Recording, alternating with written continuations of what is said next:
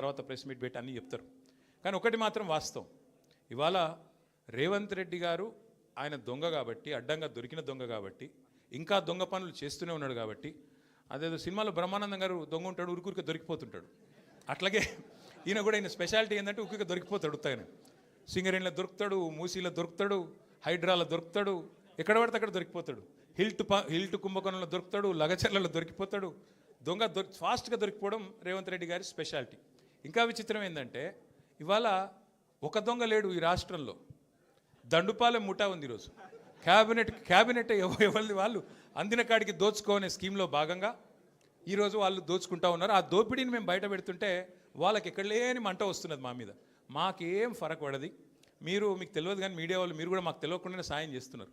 మీరేమనుకుంటున్నారంటే ముఖ్యమంత్రి చెప్పిండు, మేము ఇట్లా కేసు నోటీసులు వచ్చినాయి, మరి వీళ్ళని ఏదో విచారిస్తున్నారు అని చెప్పి లోపల పోగానే మేము పోగానే ప్లేట్ బ్రేకింగ్లు పెట్టి గుచ్చి అడుగుతుండ్రు అని మీరు పెడతారు. మాకేం బాధ లేదు, ఎందుకంటే 100 కోట్ల పబ్లిసిటీ మీరు ఫ్రీగా మాకు ఇస్తున్నారు. మాకేం బాధ లేదు. తప్పు చేసినోడు భయపడతాడు, తప్పు చేయనోళ్ళు ఎవరికి భయపడాడు. రేవంత్ రెడ్డి కాదు, వాని జేజమ్మకు కూడా భయపడే సమస్య లేదు. ముమ్మాటికి ఒకటి మాత్రం పక్కా, ఈ కేసు ఇంతటితో మేము వదిలిపెట్టాం. నా క్యారెక్టర్ అసాసినేషన్కి బాధ్యులైన రేవంత్ రెడ్డిని ఆయన తొత్తులుగా పనిచేస్తున్న పోలీసులు కొంతమంది, అందరినీ కాదు, కొంతమంది పోలీసులు ఎవరైతే ఉన్నారో ఆయన తొత్తులుగా, ఆయన అడుగులకు మడుగులతో పనిచేస్తున్నారో వాళ్ళని నేను కూడా వదిలిపెట్టను. ఎందుకు వదిలిపెట్టను? ఎందుకంటే నా వ్యక్తిత్వం హననం చేస్తూ ఉన్నారు. లేని లింకులు అంటగట్టి, లేని రంకులు అంటగట్టి, నాకు ఇష్టం ఉన్నట్టు ఎవరెవరో యాక్టర్లకు లింకులు పెట్టి చిల్లర రాజకీయం ఏదైతే చేస్తున్నారో ఈ విషయంలో నేను మాత్రం వదిలిపెట్టను. మీరేదో ఇవాళ ముఖ్యమంత్రి హార్వర్డ్కి పోయిండు, ఆడ వచ్చిరాని ఇంగ్లీష్లో ఏం నేర్చుకుంటుండో ఏం తెచ్చిండో కానీ ఆయన వచ్చే వరకు టైంపాస్ చేద్దాము అని చెప్పి మీరు డ్రామా చేస్తున్నారు. మాకు తెలుసు, ధారావాహికలాగా నడుపుతూ ఉన్నారు. మాకేం ఇబ్బంది లేదు. మీరు ఎన్నిసార్లు పిలిచినా వస్తాం, ఎందుకంటే చట్టాన్ని గౌరవించే పౌరులం. తప్పకుండా వస్తాం. మేము తప్పు చేయలేదన్న మాటనే చెప్తాము.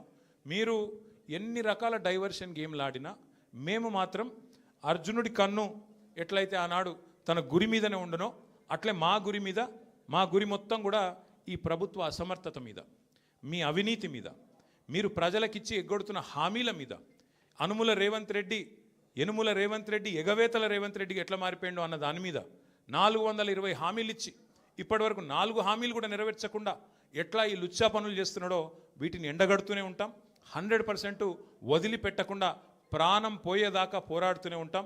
ఎవరికి భయపడకుండా, ఎవరికి తలవంచకుండా నిఖార్సైన తెలంగాణ బిడ్డలుగా, కేసీఆర్ గారి సైనికులుగా, కేసీఆర్ గారిని తిరిగి ముఖ్యమంత్రి చేసేదాకా మేమందరం కలిసికట్టుగా పనిచేస్తూ ఉంటామని చెప్పి తెలియజేస్తూ మీ అందరికీ కూడా సంఘీభావం చెప్పడానికి